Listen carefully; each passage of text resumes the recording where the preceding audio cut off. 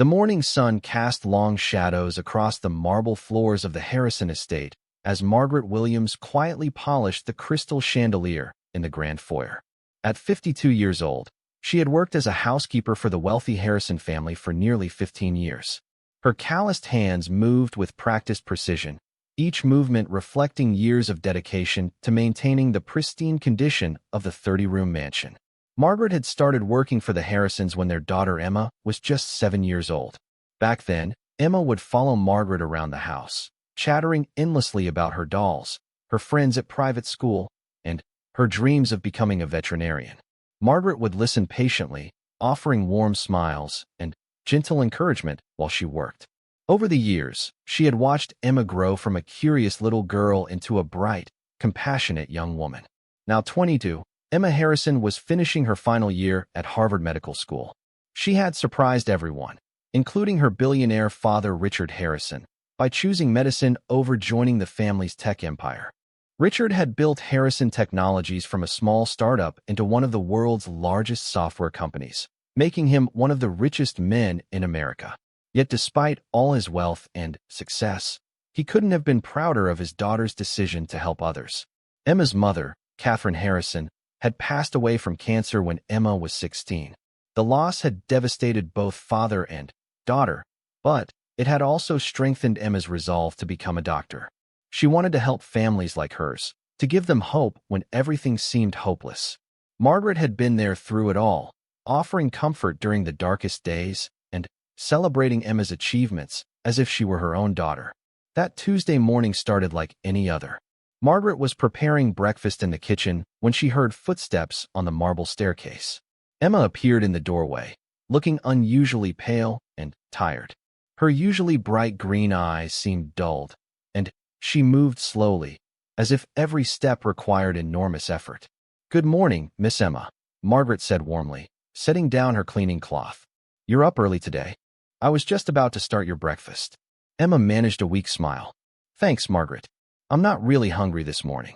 Margaret frowned slightly. Emma had always had a healthy appetite, especially during her demanding medical school schedule. "Are you feeling all right, dear? You look a bit tired." "I'm fine," Emma replied, though her voice lacked its usual energy. "Just stressed about exams coming up."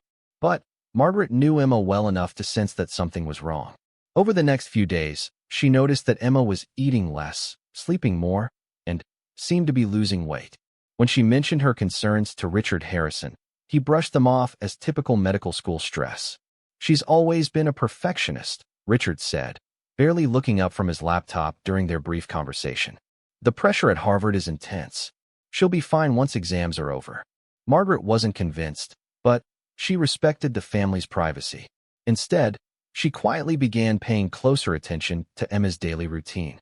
She noticed the young woman was having trouble climbing the stairs, often stopping to catch her breath halfway up. Emma's skin had taken on a sallow appearance, and dark circles had formed under her eyes. 3 weeks later, Margaret's concerns proved justified when she found Emma collapsed in her bedroom. It was early morning, and Margaret had gone to check on her when Emma didn't come down for breakfast. She found the young woman unconscious on her bathroom floor, her face pale and her breathing shallow. Margaret immediately called 911 and then contacted Richard, who was in a board meeting in downtown Boston.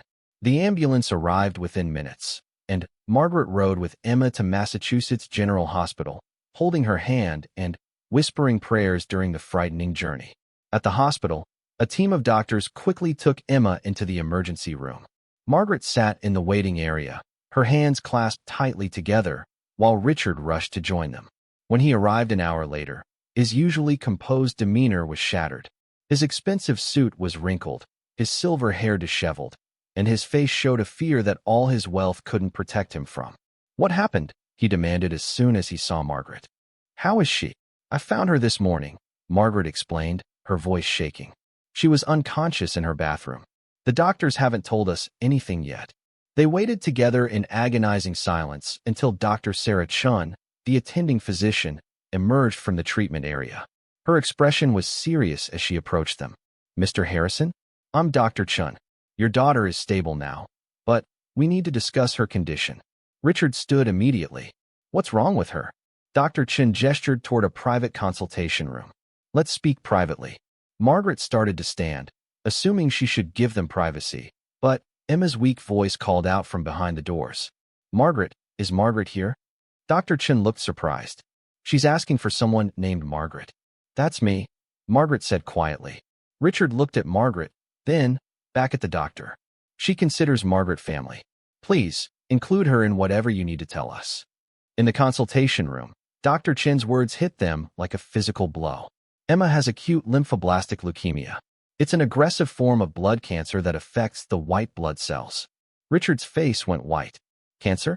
But she's so young, so healthy. This type of leukemia can strike at any age, Dr. Chun explained gently. The good news is that it's treatable, especially in young, otherwise healthy patients. However, Emma's case appears to be quite advanced. Margaret felt her heart sink as the doctor continued explaining the diagnosis. The symptoms Emma had been showing, the fatigue, weight loss, pale skin, and breathing problems, all made sense now.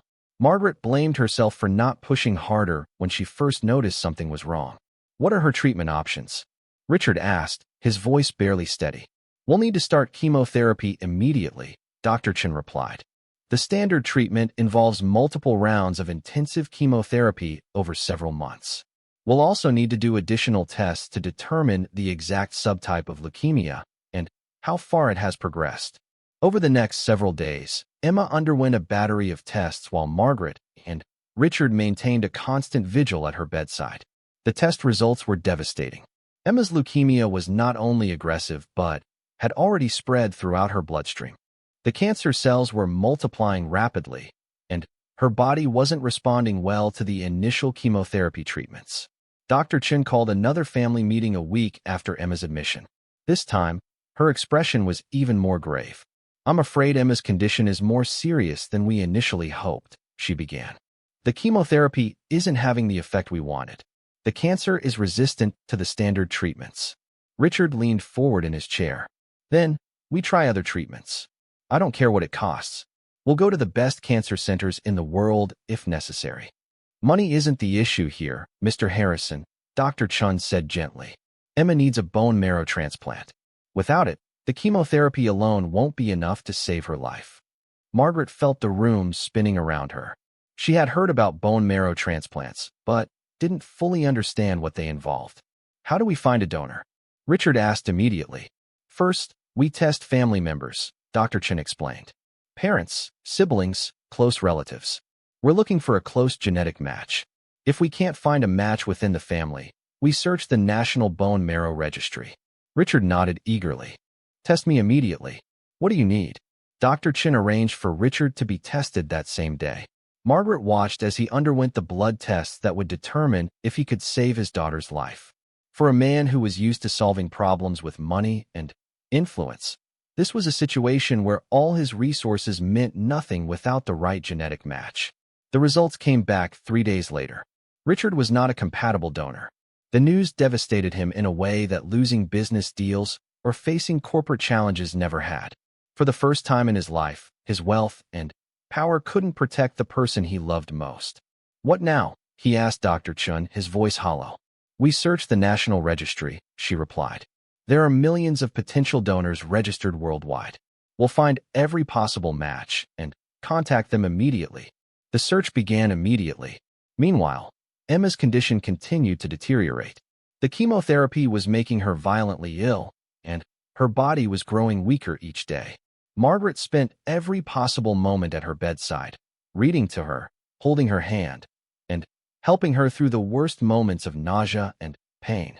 Emma had always been strong and independent, but now she seemed fragile and vulnerable.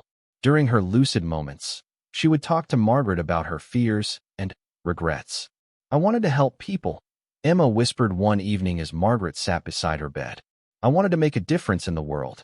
You will, Margaret assured her, though her own heart was breaking. You're going to get through this, and you'll be the best doctor the world has ever seen. Emma smiled weakly. You always believed in me, even when my own father thought I was making a mistake by choosing medicine. Your father loves you more than anything, Margaret replied. He's just scared right now. Indeed, Richard was struggling with feelings of helplessness that he had never experienced before. He had always been able to fix problems, to find solutions through determination and resources. But now, watching his daughter fight for her life, he felt utterly powerless. The search through the bone marrow registry continued for weeks. Several potential matches were identified, but, when contacted, they either declined to donate or were ruled out for medical reasons. With each failed match, Emma's condition grew worse. Dr. Chin called another meeting 6 weeks after Emma's initial diagnosis. The news was the worst yet. "We've exhausted our options with the registry," she said quietly.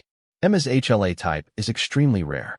We've contacted every potential match we could find, but none are viable donors." Richard's face crumpled. "There has to be something else. Experimental treatments, clinical trials, anything. There are some experimental therapies we could try," Dr. Chin acknowledged. "But, honestly, without a bone marrow transplant, Emma's prognosis is very poor." Margaret felt her world collapsing. She had watched Emma grow from a child into a remarkable young woman, and now she was being told there was nothing more they could do. "How long does she have?" Richard asked, his voice barely a whisper. Dr. Chin hesitated before answering. "If we can't find a donor, and the experimental treatments don't work, perhaps 3 months. Maybe less." 3 months. The words echoed in Margaret's mind as they left the consultation room. 3 months for a young woman who had so much to give to the world. It seemed impossibly cruel and unfair. That night, Margaret sat alone in Emma's room while the young woman slept fitfully. The monitors beeped steadily, tracking her vital signs, which grew weaker each day. Margaret thought about all the moments they had shared over the years: Emma's first day of school, her high school graduation, her acceptance to Harvard Medical School. She had been there for all of it, watching with pride as Emma achieved each milestone. Now, facing the possibility of losing her, Margaret felt a desperate need to do something, anything, to help. She had no money to contribute to research, no connections to pull strings with, no influence to bring to bear on the situation. She was just a housekeeper who loved a young woman like her own daughter. As she sat there in the darkness, listening to Emma's labored breathing, Margaret made a decision that would change everything. She would get tested to see if she could be a donor. The doctors had said Emma's HLA type was extremely rare, making it unlikely that anyone outside her immediate family would be a match. But Margaret had to try. She couldn't live with herself if she didn't explore every possible option. The next morning, Margaret approached Dr. Chin about getting tested. The doctor looked surprised at the request. "Margaret, while I admire your dedication to Emma, the chances of you being a match are extremely small," Dr. Chin explained. "HLA matching is based on genetic inheritance. Family members have the best chance of being compatible donors." "I understand," Margaret replied firmly. "But I need to try. Emma is like a daughter to me. If there's even the smallest chance I could help her, I have to know." Dr. Chin agreed to order the tests, though she cautioned Margaret not to get her hopes up. Margaret underwent the blood work that would determine her HLA type and compatibility with Emma's immune system. The waiting period for the results felt endless. Margaret continued her daily routine of caring for Emma, helping with her meals, reading to her, and providing comfort during the difficult treatments. Richard spent most of his time at the hospital as well, working remotely when possible, but mostly just sitting by his daughter's bedside. Emma's condition continued to decline. The experimental treatments Dr. Chun had mentioned weren't working, and the young woman was growing weaker each day. Her weight loss was dramatic. Her skin had taken on a yellow pallor, and she slept for most of the day. One evening, as Margaret was helping Emma with dinner, the young woman looked up at her with tears in her eyes. "Margaret, I'm scared," Emma whispered. "I don't want to die. I have so many things I still want to do." Margaret sat down beside the bed and took Emma's hand in both of hers. "You're not going to die. We're going to find a way through this." "The doctors said there are no more donors to try," Emma replied. "They've checked everyone on the registry." "Then, we'll find another way," Margaret said with conviction she didn't entirely feel. "You're stronger than this disease, Emma. You've always been a fighter." Emma squeezed Margaret's hand weakly. "You've been more of a mother to me than anyone since Mom died. I want you to know how grateful I am for everything you've done for our family." Margaret felt tears welling in her eyes, but she forced herself to stay strong for Emma's sake. You don't need to thank me for loving you. That's what family does. 2 days later, Dr. Chun called Margaret into her office. Margaret's heart pounded as she walked down the hospital corridor, preparing herself for another disappointment. She had tried to maintain hope, but, deep down, she knew the odds were against her being a match. Dr. Chun was sitting behind her desk with a folder in front of her. Her expression was unreadable as Margaret took a seat across from her. "Margaret, I have your test results," Dr. Chun began slowly. Margaret stared at Dr. Chun in complete disbelief. The words seemed to echo in the small office, bouncing off the walls like something from a dream. A perfect match. After all the failed attempts with registered donors, after weeks of watching Emma grow weaker, the answer had been right there in their home all along. "Are you certain?" Margaret asked, her voice barely above a whisper. Her hands trembled as she gripped the arms of her chair. Dr. Chin nodded, looking at the test results again as if to confirm what she was seeing. "The HLA typing shows a 10 out of 10 match. It's extremely rare, Margaret. In fact, I've never seen such a perfect compatibility between unrelated individuals in my 15 years of practice." Margaret felt her heart racing. A perfect match meant Emma could receive her bone marrow. It meant there was hope when they had all thought there was none left. It meant the young woman she had watched grow up, the girl she loved like her own daughter, might actually survive this nightmare. "What happens now?" Margaret asked, trying to process the overwhelming information. "First, we need to run additional tests to make sure you're healthy enough to be a donor," Dr. Chin explained. "The donation process is significant, and we need to ensure your own health won't be compromised. Then, we'll need to discuss the procedure with you and make sure you fully understand what's involved." Margaret nodded eagerly. "I'll do whatever tests you need. When can we start?"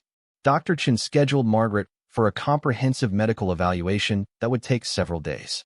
As Margaret left the doctor's office, she felt a mixture of hope and terror. Hope because Emma finally had a chance, and terror because she understood the weight of responsibility now resting on her shoulders. She decided not to tell Emma or Richard about the test results until all the additional medical evaluations were complete. She didn't want to raise their hopes only to have them crushed if something prevented her from being a suitable donor. Over the next 3 days, Margaret underwent extensive testing. Blood work, heart monitoring, lung function tests, psychological evaluations. The medical team needed to ensure she was physically and mentally prepared for the donation process. Margaret had never been through such thorough medical screening in her life, but she approached each test with determination. During this time, she continued her daily visits with Emma, who was growing noticeably weaker. The young woman could barely stay awake for more than an hour at a time, and when she was conscious, she struggled with severe nausea and fatigue. Richard barely left her bedside, his usually confident demeanor replaced by a haunted expression of helplessness. Margaret watched Richard during these difficult days and saw a man she had never seen before. The billionaire CEO who commanded boardrooms and made million-dollar decisions was completely lost when faced with his daughter's illness. He would sit silently beside Emma's bed, sometimes holding her hand, sometimes just staring at the monitors that tracked her declining vital signs. On the 3rd day of Margaret's testing, Emma had a particularly bad episode. Margaret arrived at the hospital to find Richard pacing in the hallway outside Emma's room while medical staff worked inside. His face was pale, and his hands shook as he ran them through his hair. "What happened?" Margaret asked immediately. Her blood pressure dropped suddenly, Richard explained, his voice strained. "They're stabilizing her now, but Dr. Chin says her body is shutting down faster than they expected." Margaret felt her stomach drop. They were running out of time. The test results for her donor suitability weren't due back for another day, but Emma might not have another day. "I need to speak with Dr. Chun," Margaret said firmly. Richard looked at her with confusion. "Margaret, I know you care about Emma, but the doctors are doing everything they can." Margaret took a deep breath. It was time to tell him about the test results, even though her own screening wasn't complete. "Mr. Harrison, there's something I need to tell you. I've been tested as a potential bone marrow donor for Emma." Richard's eyes widened. "What? When? Why didn't you tell me?" "I didn't want to raise false hopes," Margaret explained. "But the preliminary results show I'm a perfect match for Emma's HLA type." Richard stared at her in shock. "A perfect match? But The doctors said the chances of finding a compatible donor outside the family were almost impossible. I know, but sometimes impossible things happen. Richard grabbed Margaret's shoulders gently. Are you serious? You could actually save her. If my final medical clearance comes back positive, yes. I could donate my bone marrow to Emma. For the first time in weeks, Margaret saw hope return to Richard's eyes. But she also saw something else. Gratitude mixed with disbelief that his housekeeper might be the one to save his daughter's life. Margaret found Dr. Chun and explained the urgency of Emma's condition. The doctor agreed to expedite the final test results and have them by that evening. If Margaret was cleared for donation, they could begin preparing for the procedure immediately. The next few hours were the longest of Margaret's life. She sat in the hospital chapel, a small, quiet space where she had spent many hours praying for Emma's recovery. Now she prayed that her own body would be deemed suitable for donation, that she would be given the chance to save the young woman who meant everything to her. That evening, Dr. Chung called Margaret and Richard into her office. Emma was stable for the moment, sedated, and resting under close monitoring. Margaret's heart pounded as they took their seats across from the doctor. Margaret, your medical evaluation is complete, Dr. Chin began. You are in excellent health and fully cleared for bone marrow donation. We can proceed with the transplant procedure. Richard closed his eyes and exhaled deeply, as if he had been holding his breath for weeks. Margaret felt a wave of relief wash over her, followed immediately by the gravity of what lay ahead. What does the procedure involve? Margaret asked. Dr. Chun explained that there were two methods for bone marrow donation.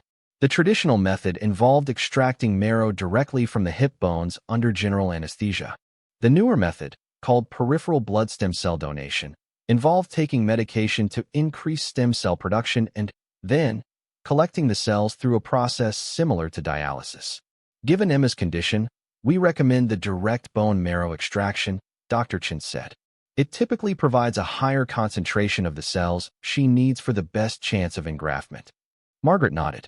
When can we do it? We need to prepare Emma's body first, Dr. Chin explained. She'll undergo high-dose chemotherapy and radiation to destroy her existing bone marrow and immune system. This conditioning process takes about a week.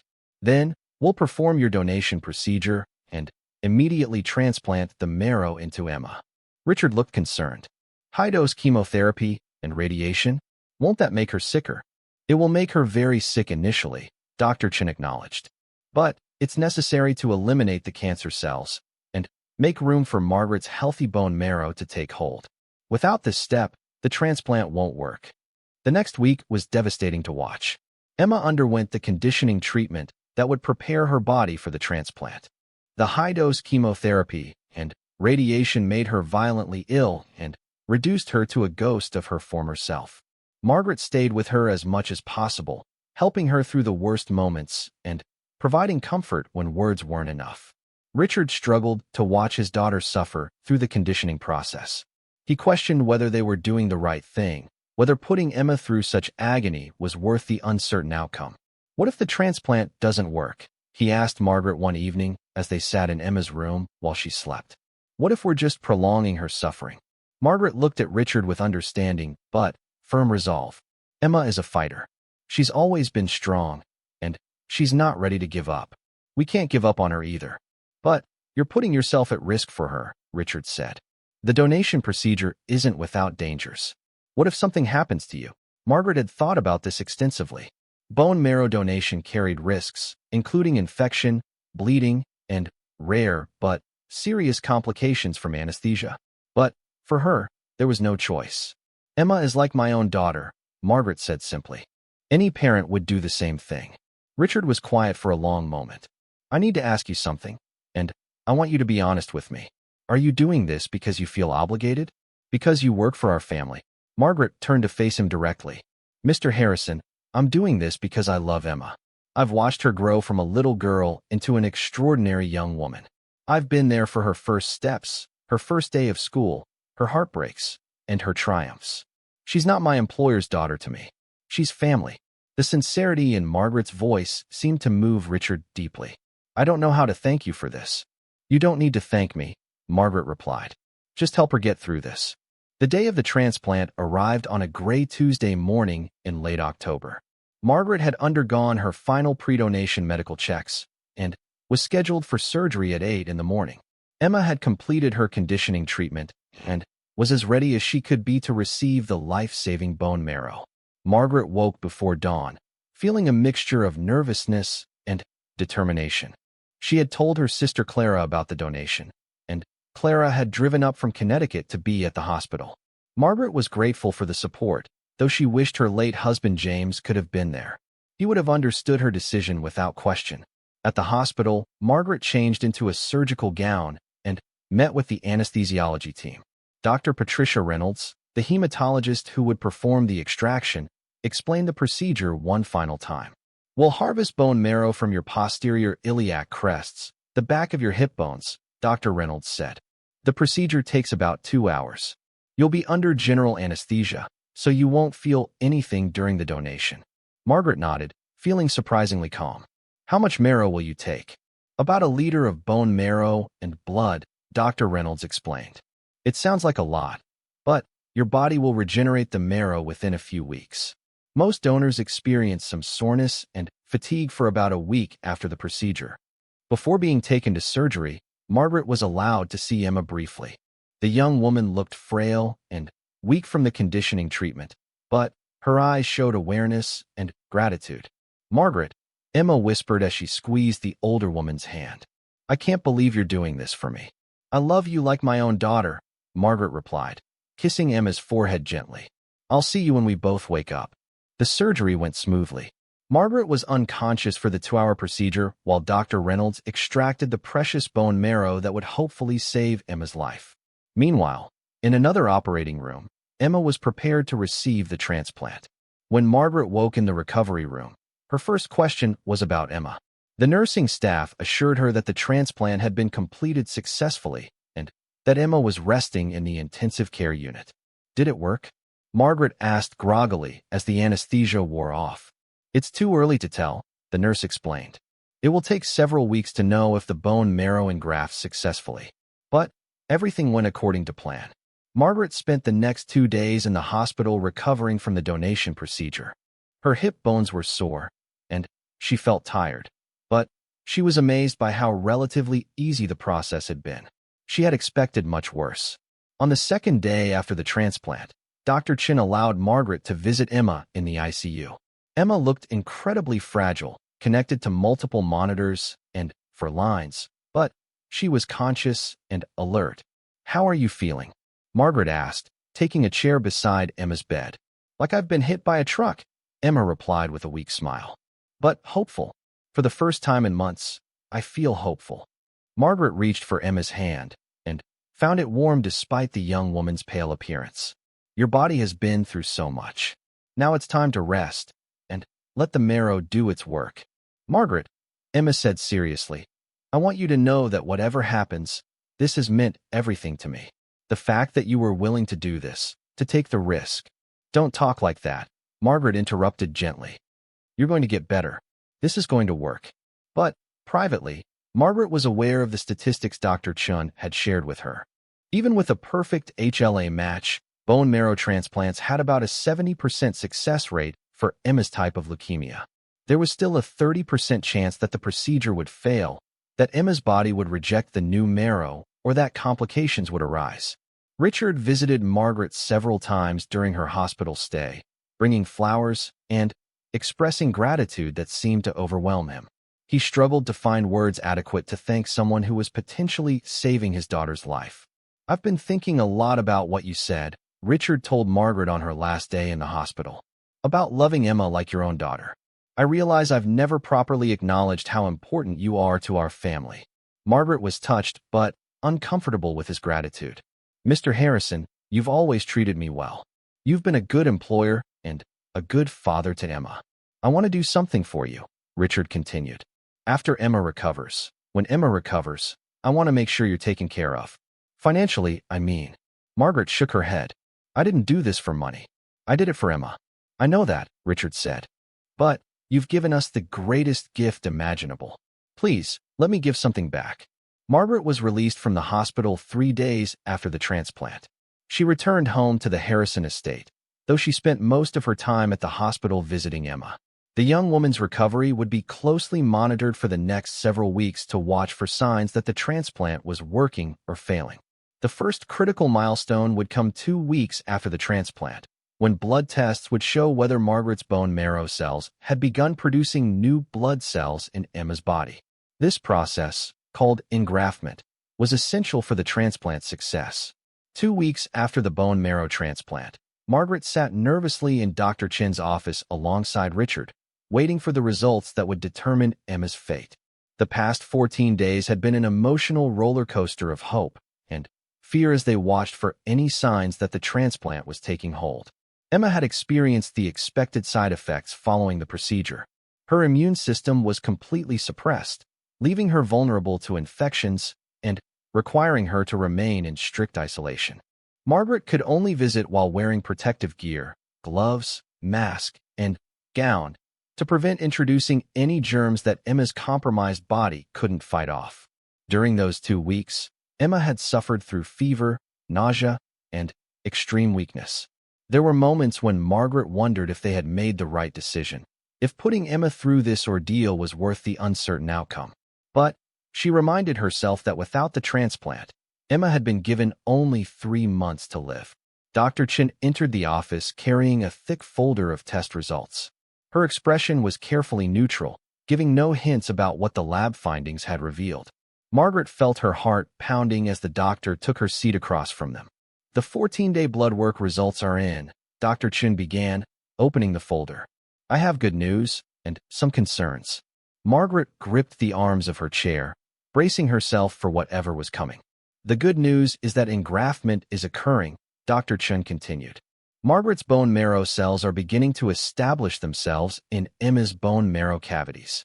We're seeing early signs of new blood cell production. Richard leaned forward eagerly. That means the transplant is working?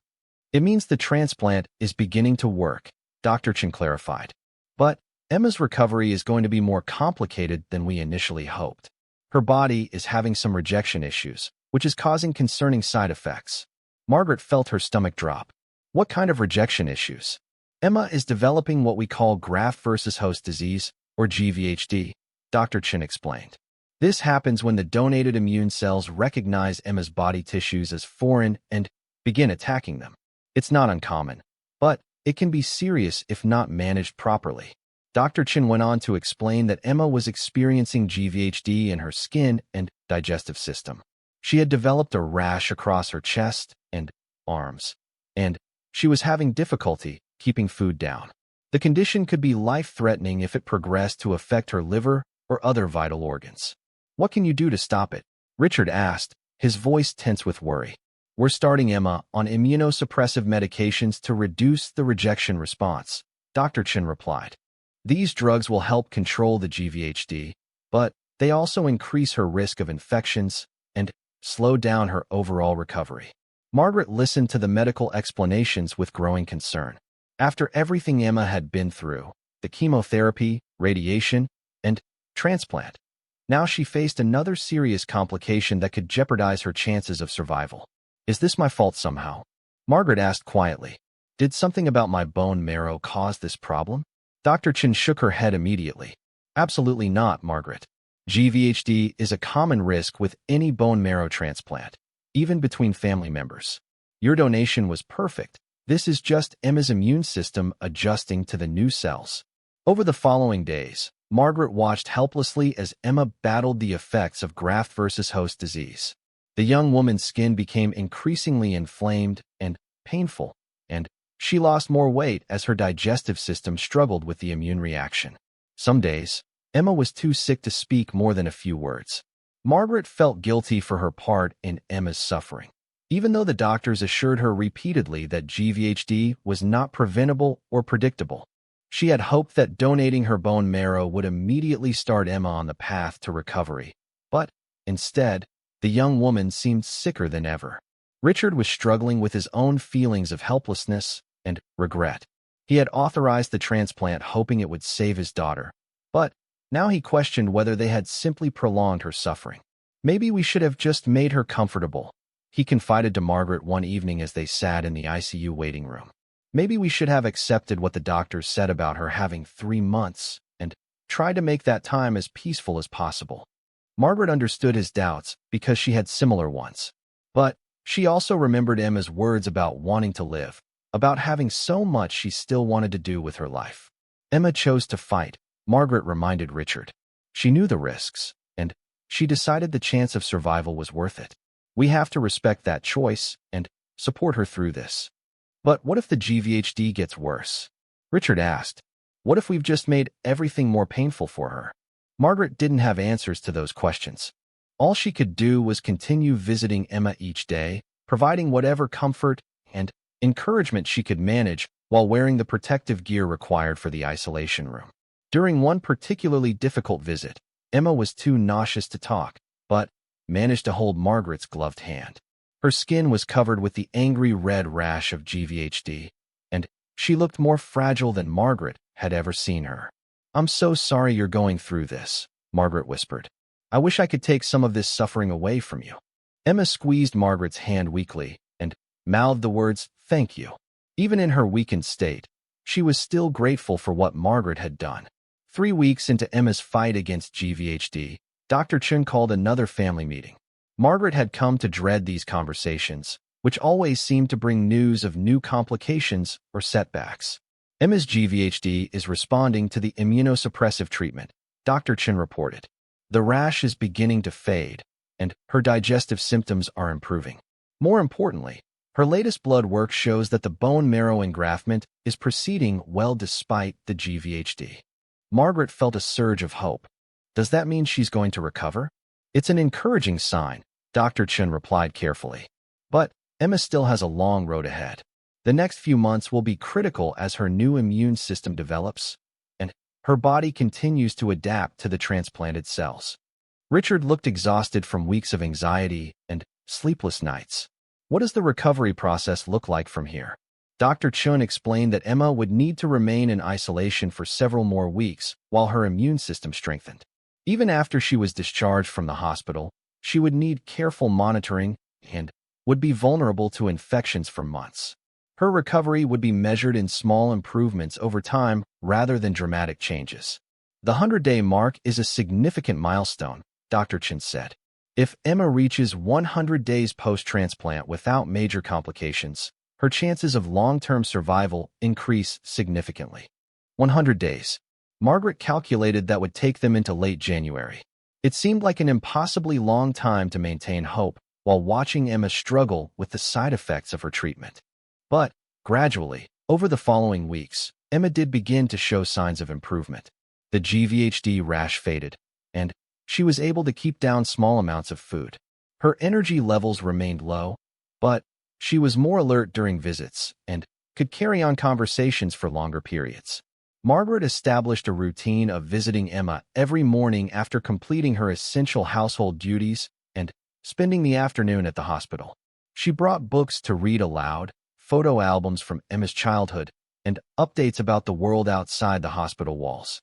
Richard continued to spend most of his time at the hospital as well, though he struggled with feeling useless in a situation where his wealth and business acumen provided no advantages.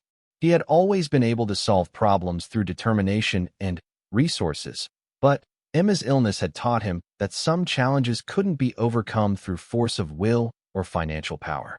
During one of their quiet conversations in Emma's room, Richard opened up to Margaret about his feelings of inadequacy as a father.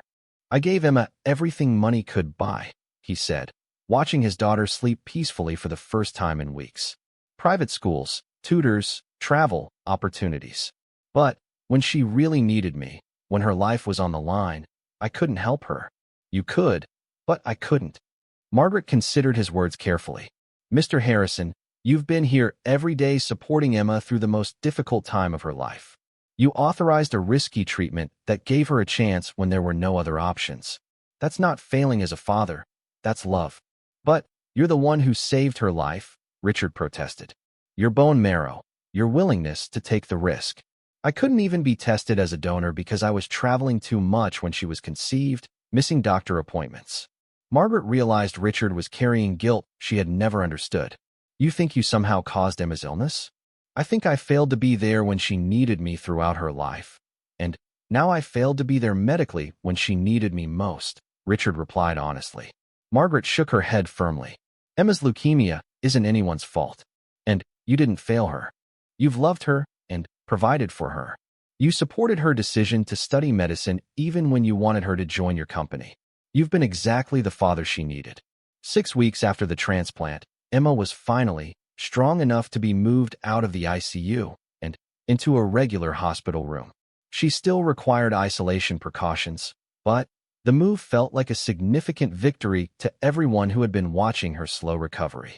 Margaret was allowed to visit without some of the protective gear for the first time since the transplant. When she entered Emma's new room, the young woman looked up from a book she was reading and smiled. The first genuine smile Margaret had seen from her in months. "Margaret," Emma said, her voice stronger than it had been in weeks. "Look, I can actually concentrate enough to read again." Margaret felt tears of relief and joy welling in her eyes. "What are you reading?" "A medical journal article about bone marrow transplants," Emma replied with a weak laugh. "I want to understand everything that's happening to my body." "Even while you're recovering, you're still studying," Margaret observed fondly. "You never stop being a student." Emma's expression grew serious. "I want to become a hematologist, Margaret. I want to help other people facing what we've been through. This experience has shown me where I'm meant to focus my medical career." Margaret sat down in the chair beside Emma's bed, marveling at the young woman's resilience and determination. Even after everything she had endured, Emma was already thinking about how she could use her experience to help others. "That sounds like a wonderful plan," Margaret said.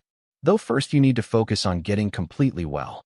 "I know I still have a long recovery ahead," Emma acknowledged. Dr. Chun explained about the 100-day milestone and how careful I'll need to be about infections and complications. "But for the first time since this nightmare started, I actually believe I'm going to make it." Margaret squeezed Emma's hand, feeling the warmth and strength that had been absent for so long. "I've always believed you were going to make it, even when I didn't believe it myself," Emma replied. "Margaret, I need you to know something. What you did for me goes beyond anything I could ever repay. You literally gave me a second chance at life." Margaret felt uncomfortable with such profound gratitude. "Emma, you would have done the same thing for me if our situations were reversed." "Maybe," Emma said, "but that doesn't make what you did any less extraordinary. You risked your own health, went through surgery, and gave part of yourself to save my life. I will never forget that sacrifice." "It wasn't a sacrifice," Margaret insisted. "It was a privilege to be able to help someone I love." Emma studied Margaret's face with the analytical mind that would 8 weeks after the bone marrow transplant. Emma was finally discharged from the hospital.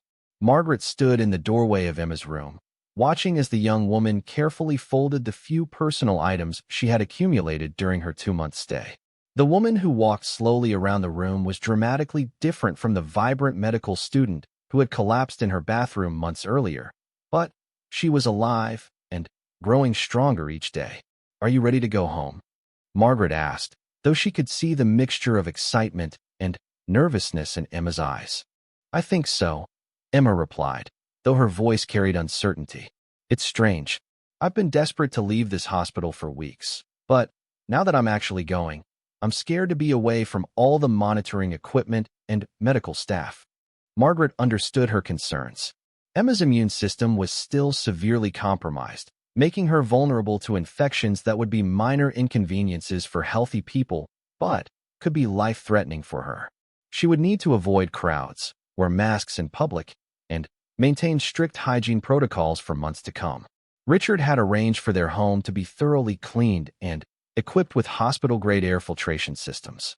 A team of nurses would visit daily to monitor Emma's vital signs and administer medications.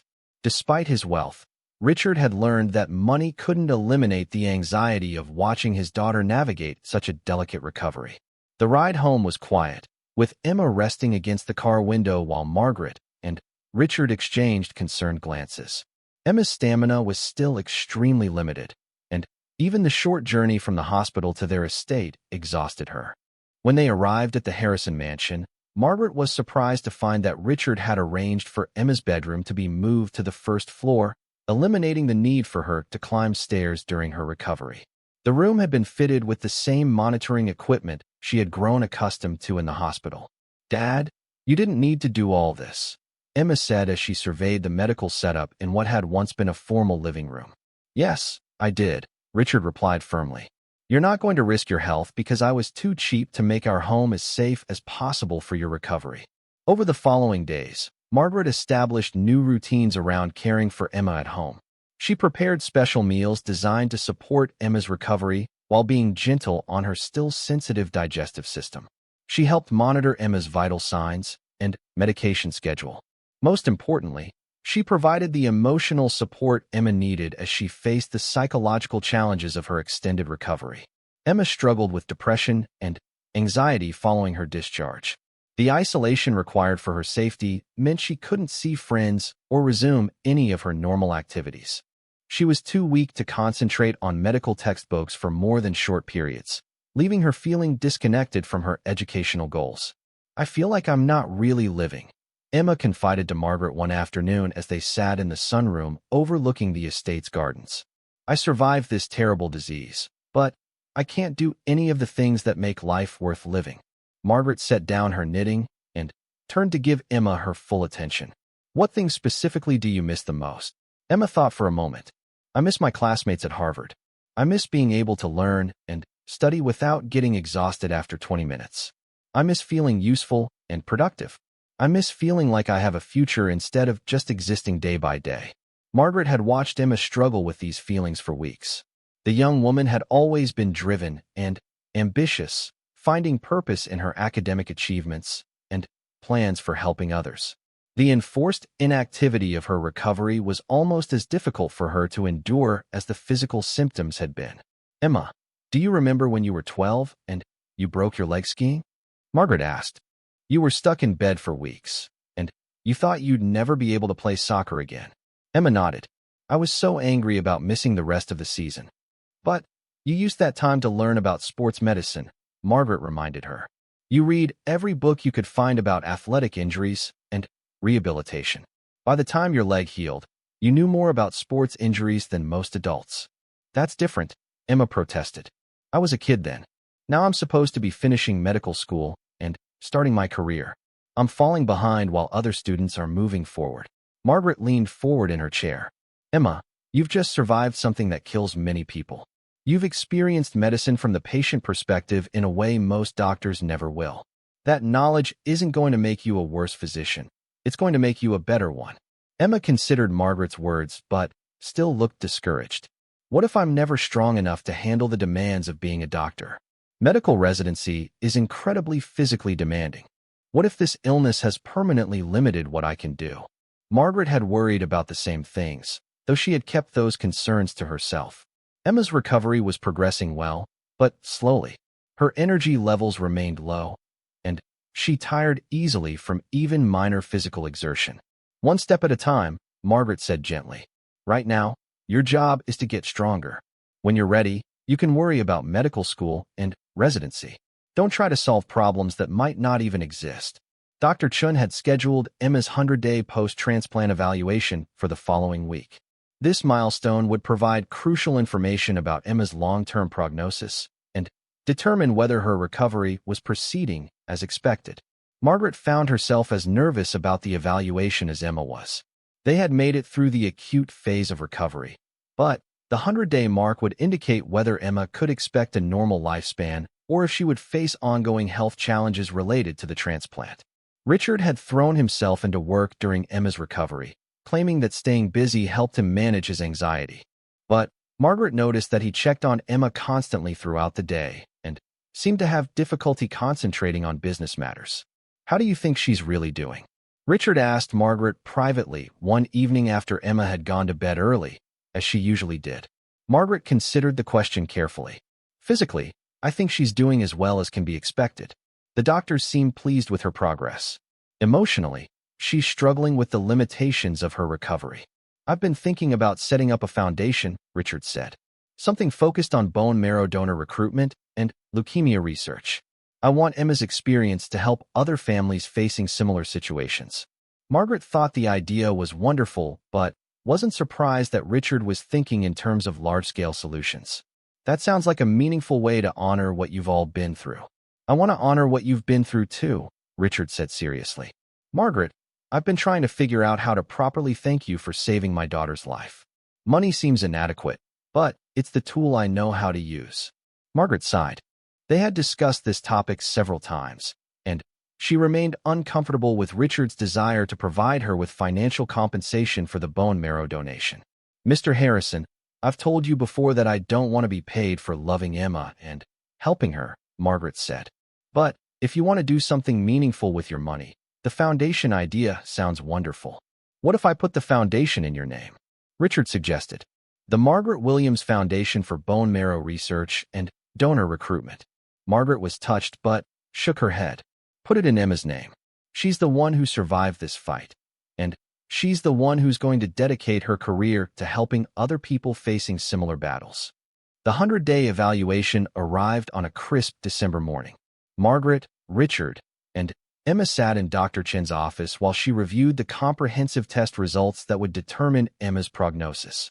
I'm pleased to report that Emma has reached the 100-day milestone with excellent results, Dr. Chen announced, smiling for the first time in months.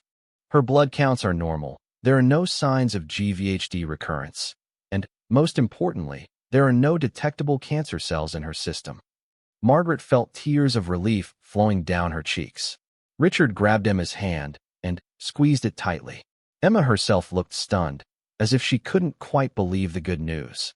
Does this mean the cancer is gone? Emma asked quietly. It means you're in complete remission, Dr. Chen clarified. We'll need to continue monitoring you closely for the next year, and you'll need regular checkups for several years after that. But your prognosis is excellent. When can I go back to school? Emma asked eagerly. Dr. Chen smiled at her enthusiasm. Let's talk about gradually increasing your activity level. You're still immunocompromised, and will be for several more months. But if you continue recovering at this rate, you should be able to return to classes in the fall semester. Fall semester. That was still 8 months away, but for the first time since her diagnosis, Emma had a concrete timeline for returning to her normal life. Margaret watched the hope and determination returning to Emma's eyes as she listened to Dr. Chen's recommendations for slowly rebuilding her strength and endurance. On the drive home from that appointment, Emma was more talkative and energetic than Margaret had seen her in months. I'm going to spend the next 8 months preparing to be the best medical student Harvard has ever seen, Emma declared. I want to read everything I can about hematology and oncology. I want to understand my own case from the medical perspective. Richard looked at his daughter in the rearview mirror with obvious pride and relief. Take it easy, Emma. You don't need to make up for lost time all at once. But I feel like I've lost so much time, Emma replied. My classmates are almost finished with their final year while I'm stuck in limbo. Margaret turned around to face Emma.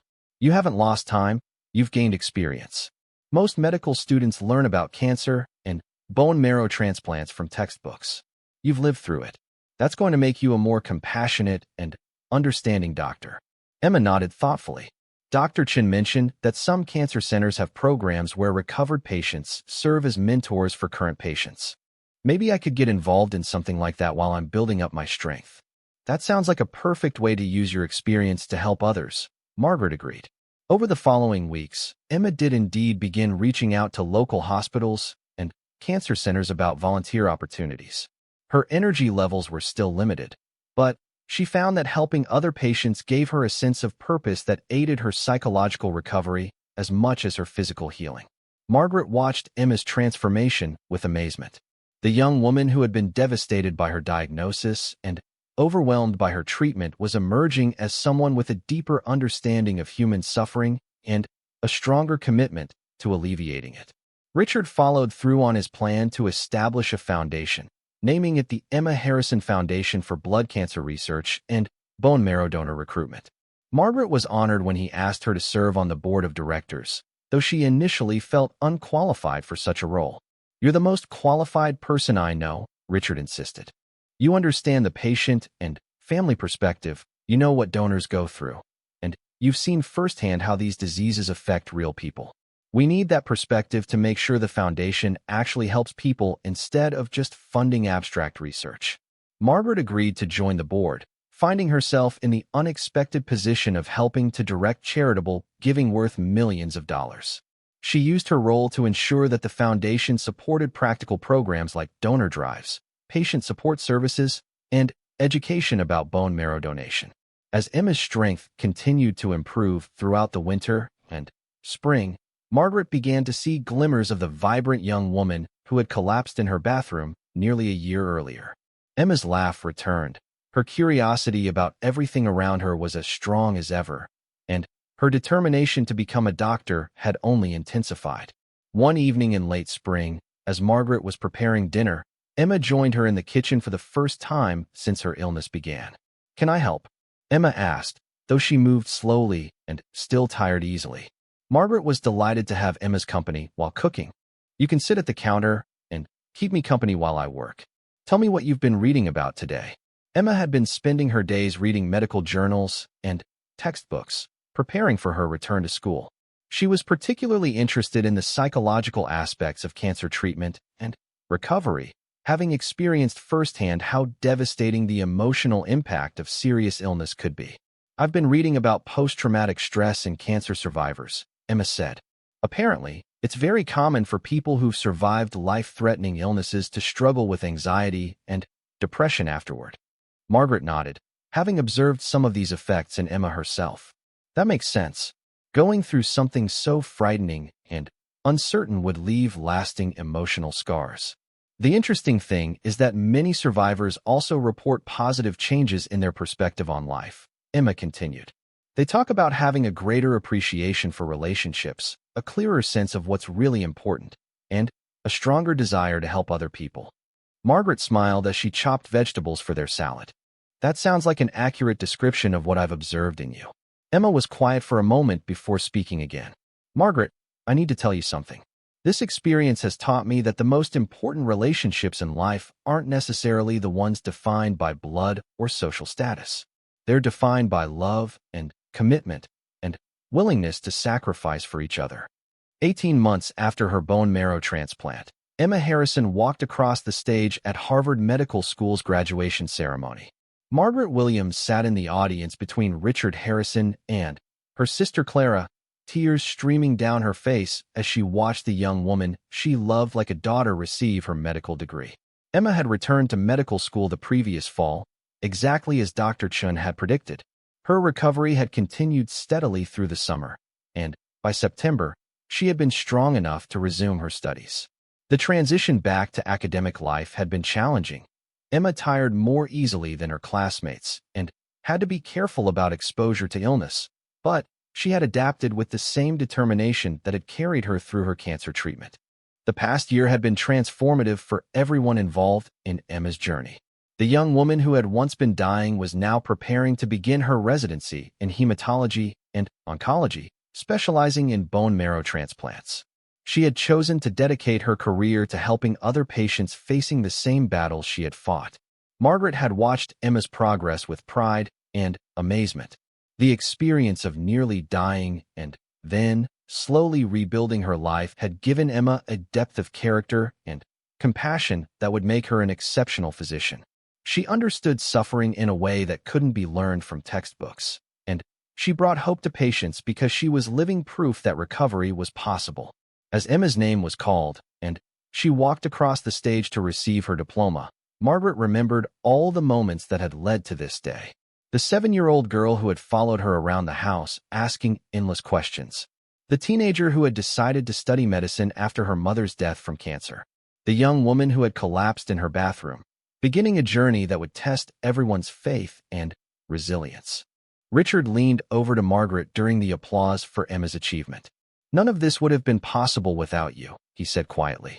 "Emma wouldn't be here today if you hadn't been willing to donate your bone marrow." Margaret shook her head slightly. "Emma is here today because she's a fighter. I just helped give her the tools she needed to fight." After the ceremony, the three of them gathered for a celebration dinner at Emma's favorite restaurant. Emma looked radiant in her cap and gown, her color healthy, and her energy restored to levels that reminded Margaret of the vibrant young woman she had been before her illness. "Dr. Harrison," Margaret said formally as they sat down to dinner, making Emma laugh. "It feels surreal," Emma admitted. "2 years ago, I thought I was going to die before finishing medical school. Now I'm getting ready to start my residency at Massachusetts General Hospital, working in the same bone marrow transplant unit where I was treated." Richard raised his glass of wine. To Emma, for her courage and determination. And to Margaret, for giving us all a second chance. Margaret felt uncomfortable with such praise, as she always did. To Emma, for proving that impossible things are possible when you refuse to give up. They clinked glasses, and Margaret marveled at how different this celebration was from the family dinners they had shared during Emma's illness. Then, every meal had been a struggle to get Emma to eat enough to maintain her strength. Tonight, Emma was enjoying her food with the appetite of a healthy young woman. "I have some news to share," Emma said as they finished their main course. "I've been accepted into a special program at Mass General that combines clinical practice with research. I'll be working on developing better treatments for patients with rare blood cancers like mine." Margaret wasn't surprised by Emma's choice to focus on research as well as patient care. The young woman had always been driven to understand the science behind medicine, and her personal experience with cancer had intensified her desire to find better treatments for other patients. "What kind of research are you planning to do?" Richard asked. Emma's eyes lit up with enthusiasm. "I'm particularly interested in studying why some patients develop severe GVHD while others don't. If we can better predict and prevent graft versus host disease, bone marrow transplants would be safer and more successful." Margaret listened to Emma describe her research plans with pride and admiration. The young woman was channeling her traumatic experience into meaningful work that could help countless other patients and families facing similar challenges. "I also want to work on improving the donor recruitment process," Emma continued. "One of the biggest problems with bone marrow transplants is finding compatible donors, especially for patients with rare HLA types like mine. If we can register more diverse donors and educate people about the importance of donation, we can save more lives." Richard nodded approvingly. "The foundation could support that research. We could fund donor drives and public education campaigns." The Emma Harrison Foundation had grown significantly over the past year, raising millions of dollars for blood cancer research and bone marrow donor recruitment. Margaret's role on the board had evolved as she became more comfortable with the responsibilities of overseeing charitable giving. "Actually, I have an idea about that," Emma said, looking at Margaret. "I'd like to start a program that pairs recovered transplant patients with newly diagnosed patients. Kind of like a mentorship program where people who've been through the experience can provide support and guidance to those just starting their journey." Margaret thought the idea was brilliant. You could help people understand what to expect and give them hope by showing them that recovery is possible. "Exactly. And I think you would be perfect to help me develop and run the program," Emma said. "You understand both sides of the experience, what donors go through and what families face when someone they love is fighting for their life." Margaret was honored by Emma's suggestion, but felt uncertain about her qualifications. "Emma, I'm not a medical professional. I wouldn't know how to counsel people facing such serious situations." "You don't need medical training to provide emotional support," Emma replied. "You need compassion, understanding, and the ability to listen. Those are things you've always had." Richard supported Emma's suggestion enthusiastically. "Margaret, you've been the heart of our family's experience with this disease. Your perspective would be invaluable to other families." Over the following weeks, Margaret found herself deeply involved in planning the new mentorship program. Emma had convinced the bone marrow transplant unit at Mass General to pilot the program, pairing experienced donors and patient families with newly diagnosed patients and their loved ones. Margaret underwent training to become a certified patient advocate and support volunteer. She learned about the medical aspects of blood cancers and bone marrow transplants. But, more importantly, she learned how to help people navigate the emotional challenges of life-threatening illness. The first family Margaret was assigned to support was the Johnsons, whose 8-year-old son Michael had been diagnosed with acute lymphoblastic leukemia. Margaret met with Michael's mother, Patricia, while the little boy was receiving his first round of chemotherapy.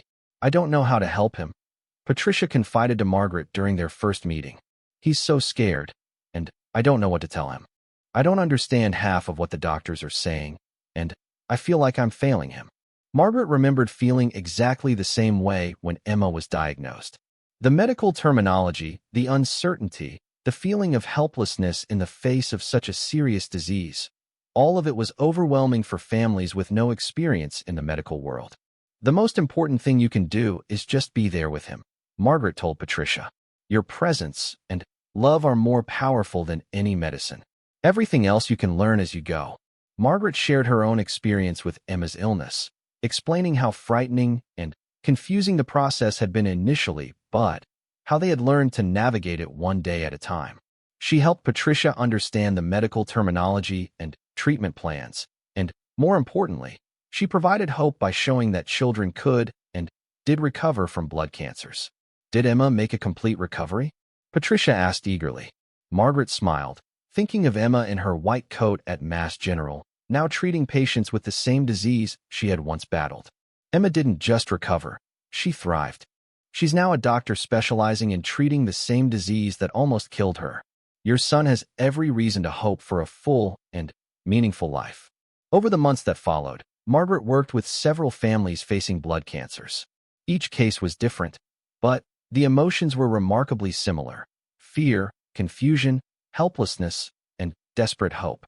Margaret found that her greatest value wasn't in explaining medical procedures, but in simply listening and providing reassurance that families could survive this ordeal.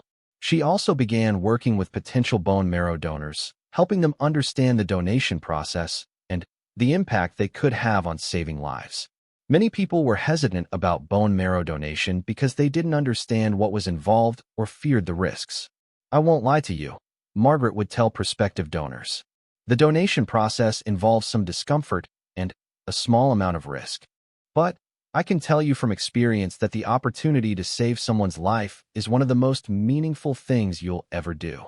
Margaret shared her own story with donor groups, explaining how she had learned she was a match for Emma and describing the donation process from the donor's perspective. Her authenticity and obvious passion for the cause convinced many people to join the bone marrow registry.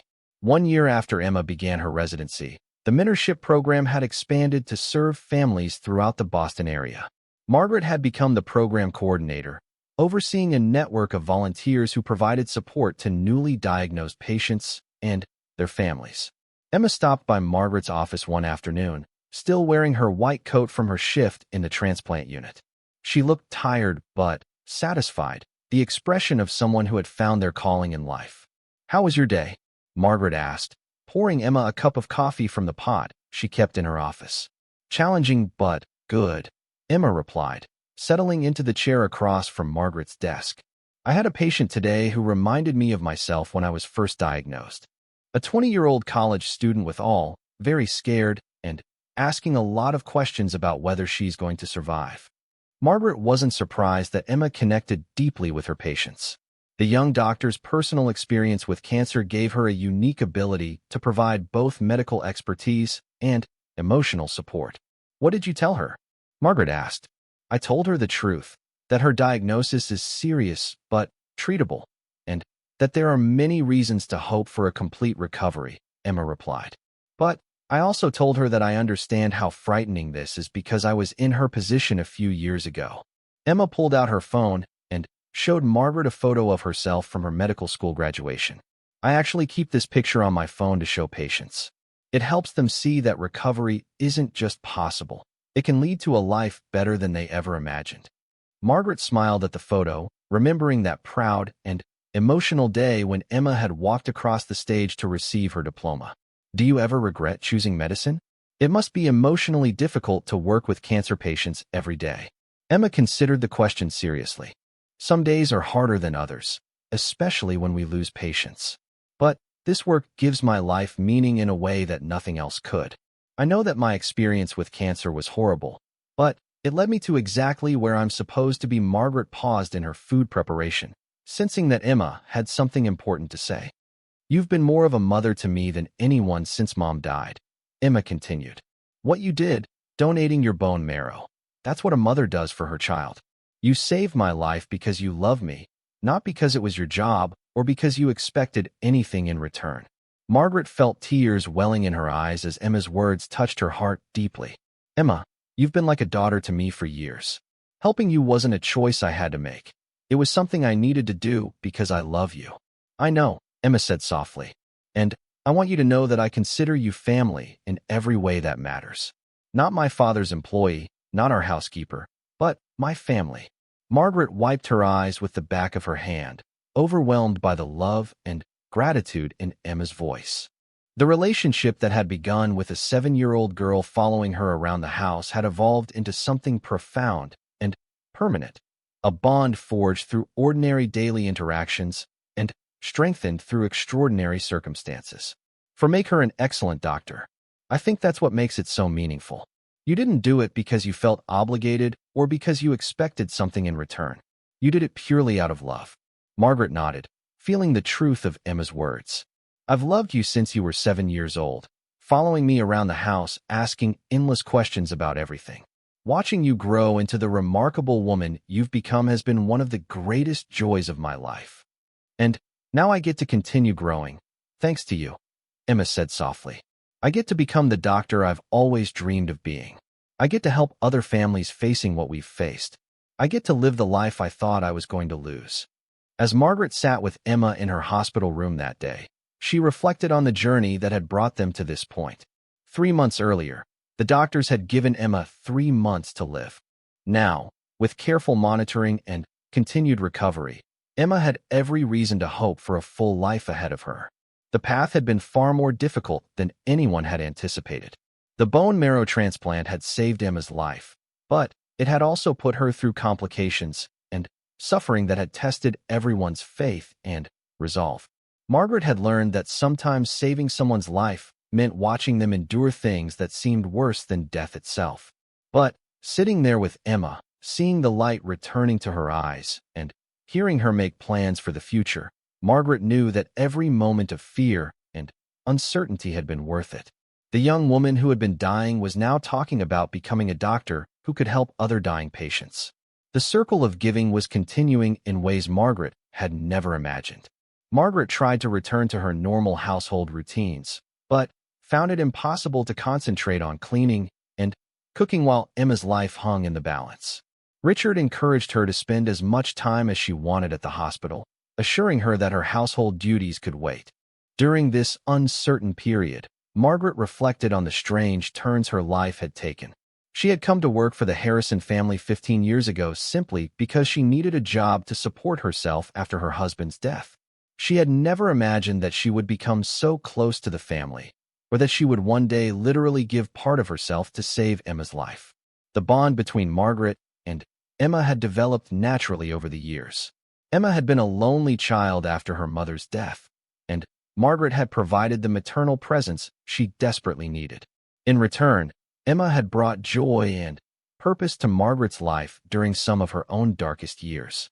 Now, as Margaret sat in Emma's hospital room each day, watching and waiting for signs of recovery, she marveled at how their relationship had brought them to this moment. Two women from completely different backgrounds, connected by something deeper than blood or social class, connected by love that had no conditions or expectations. Margaret braced herself for the news that she wasn't compatible, that there was nothing she could do to save the young woman she loved like a daughter. But Dr. Chen's next words changed everything. You're a perfect match.